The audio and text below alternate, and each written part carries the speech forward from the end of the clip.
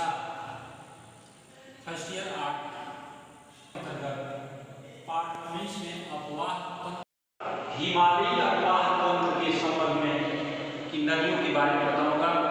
तो आइए आपको मैं आज हिमालयी अपवाह तंत्र के बारे में बताता हूँ।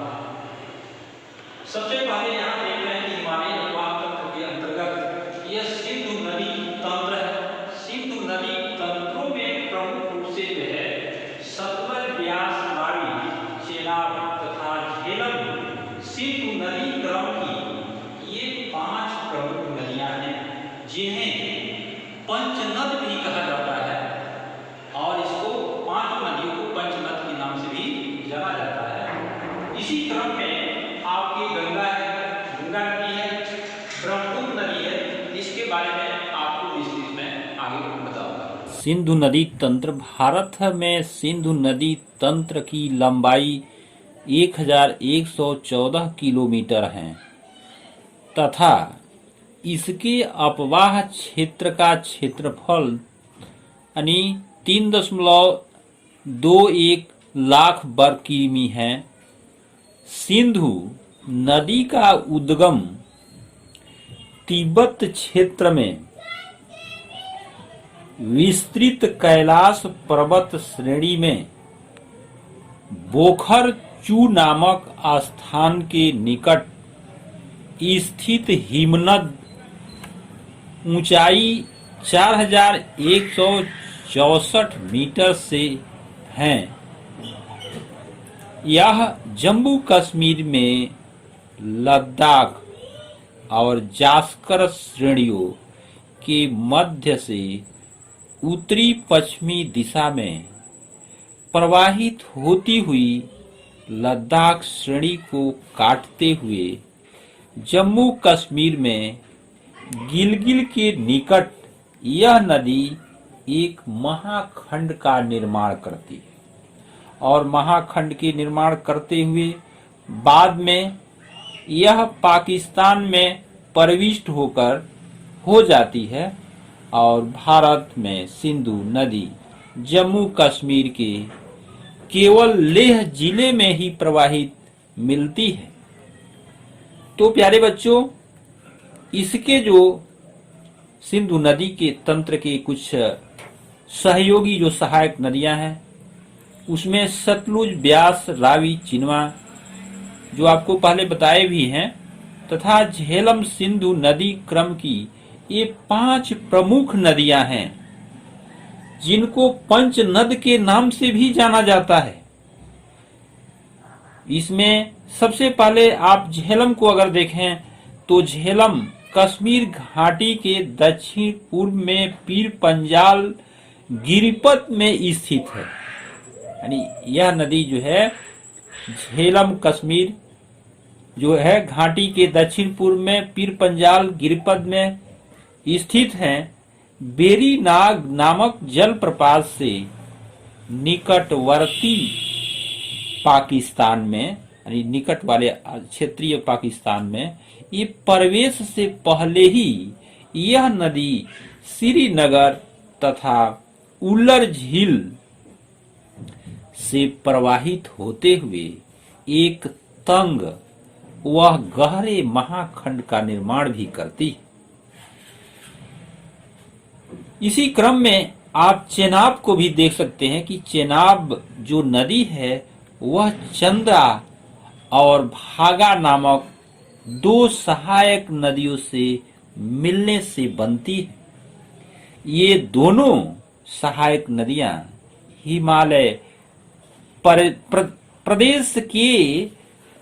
प्रदेश में केलांग के समीप मिल जाती है और यह इसी कारण इस नदी को चंद्रभागा भी कहा जाता है। चेनाब नदी को दूसरे नाम चंद्रभागा नाम से भी जाना जाता है। आपको मैं रावी नदी के बारे में बताऊं तो यह रावी नदी हिमाचल प्रदेश के रोहतांग दर्रे के पश्चिम से निकलती है और राज्य की चंपा घाटी के अलावा धौलाधर तथा पीर पंजाल श्रेणी के मध्य प्रवाहित होती हुई पाकिस्तान में प्रवेश करती है। ब्यास नदी रोहतांग दर्रे के निकट से ब्यास कुंड ऊंचाई 4000 मीटर नामक स्थान से उद्गमित होती हुई कुल्लू घाटी से होती हुई यह नदी धौलाधर श्रेणी को पार करती हुई पंजाब के मैदानी भागों में प्रवेश करती है, जहां हरीके के निकट सतलुज नदी में मिल जाती है। इसी क्रम में मैं सतलुज नदी की बात करूं तो प्यारे बच्चों, यह नदी तिब्बत में 4555 मीटर की ऊंचाई पर स्थित राक्षस ताल से निकलती है। 4555 मीटर की ऊंचाई पर राक्षस ताल है और वहां से यह निकलती है हिमालय पर्वतीय श्रेणी में सिपकिला दर्रे से बहती हुई, यानी सिपकिला दर्रे के बगल से बहती हुई बाद में पंजाब के मैदानी भागों में आकर प्रवेश कर जाती है।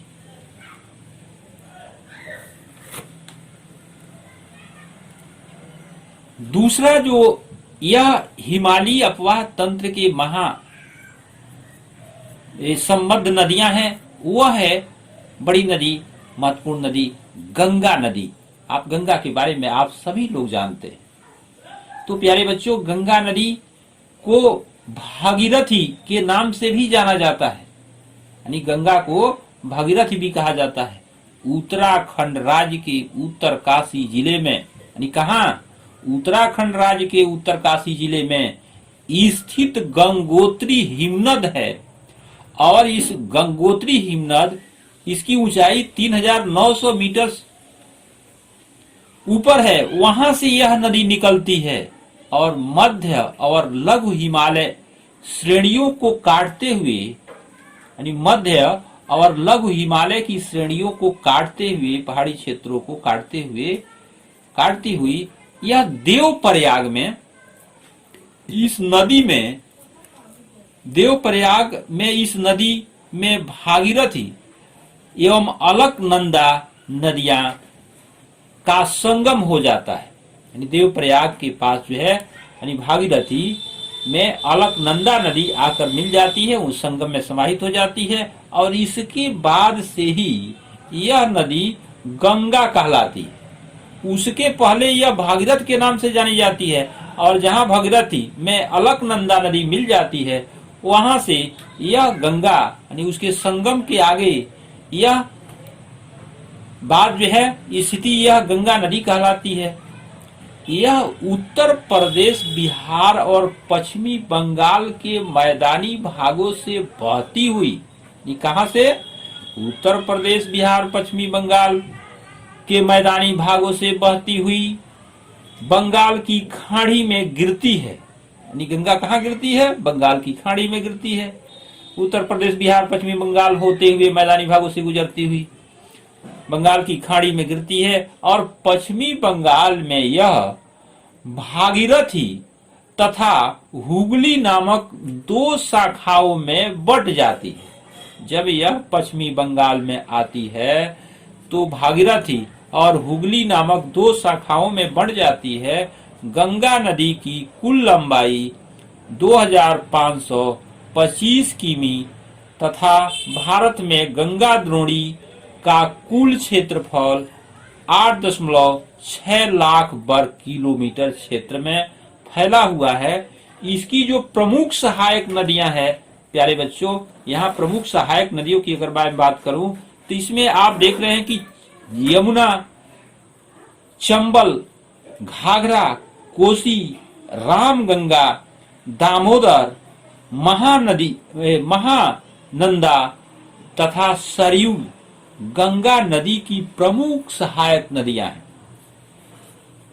तो यहाँ आप देख रहे हैं कि यमुना नदी की अगर बात किया जाए तो यमुना नदी यह गंगा नदी की सबसे लंबी सहायक नदी है और इसका उद्गम हिमालय पर्वत की बंदर पूंछ श्रेणी यानी 6316 मीटर की ऊंचाई से पश्चिमी ढालों से होती हुई यह इलाहाबाद में यह नदी गंगा नदी से मिल जाती है। यानी इलाहाबाद में यमुना नदी आकर के गंगा नदी में विलीन हो जाती है। दूसरा है चंबल नदी। चंबल नदी की बात करें तो मध्य प्रदेश के मालवा पठार से होते हुए माहू नामक स्थान से निकलती हुई यह उत्तर की ओर प्रवाहित होती हुई धौलपुर से आगे यमुना नदी में मिल जाती है। यानी यमुना नदी में मिल जाती है, मिल करके यहाँ इलाहाबाद में ये उसका पानी इसमें आकर के गंगा में आ जाता है। यमुना नदी में मिलने से पहले चंबल नदी की उत्खात भूमि वाली भू आकृतियां प्रसिद्ध है और जिन्हें चंबल खंड भी कहा जाता है। तीसरा है गंडक नदी। गंडक नदी नेपाल हिमालय से निकलते हुए, नेपाल में जो हिमालय है उसे निकल करके बिहार में बहती हुई पटना के पास निकट सोनपुर में गंगा नदी से मिल जाती है। वही घाघरा नदी जो है मापचाचुंगो हिमनद यानी नेपाल हिमालय से निकल करके उद्गमित होकर के छपरा के निकट गंगा में मिल जाती है। शारदा इस नदी की प्रमुख सहायक नदी है और घाघरा की सरदा जो है प्रमुख सहायक नदी है।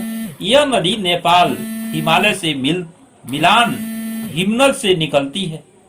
वहीं हम कोसी नदी की बात करें तो कोसी तिब्बत में माउंट एवरेस्ट के उत्तर में निकटवर्ती क्षेत्रों में और नेपाल हिमालय को पार करने के बाद जो है बिहार में प्रवेश करती है। प्रायः मार्ग बदलने की प्रवृत्ति के कारण इसे बिहार का शोक कहा जाता है।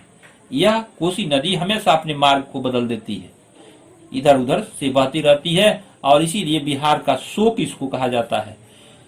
तथा इसमें अक्सर पानी की गति घटती बढ़ती रहती है, कभी घट जाती है और कभी बढ़ जाती है। इसीलिए बिहार में यह शोक मचाई रहती है, जिसके कारण बाढ़ की संभावनाएं हमेशा बनी रहती है और बाढ़ भी हर साल लगभग आती ही जाती रहती है।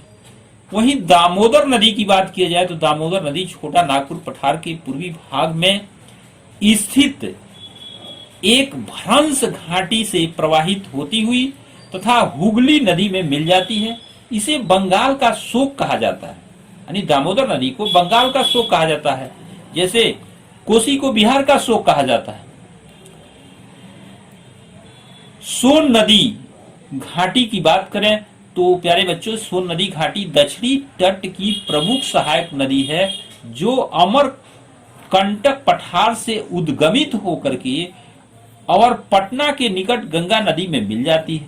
ब्रह्मपुत्र नदी तंत्र, यह भी हिमालय की जो है प्रमुख ब्रह्मपुत्र नदी तंत्र है। इसमें प्रमुख रूप से जो है ब्रह्मपुत्र नदी का उद्गम हिमालय के उत्तर में स्थित कैलाश पर्वत से मानसरोवर झील के समीप चेमांग युंग डुंग हिमनद से हुआ है और यह तिब्बत में लगभग 1200 किमी लंबाई में पश्चिम में पूर्व दिशा में प्रवाहित होती हुई यहाँ इसे सांगपो नदी के नाम से भी जाना जाता है, कहा जाता है। मध्य हिमालय में जो नामचा बरवा पर्वत है, जिसकी ऊंचाई 7756 मीटर है, उसके समीप से यह महाखंड निर्मित करती हुई, यानी नामचा बरवा के पास जो है ये बहुत बड़ा महाखंड का निर्माण करती हुई और तीव्र वाहिनी नदी के रूप में आ जाती है।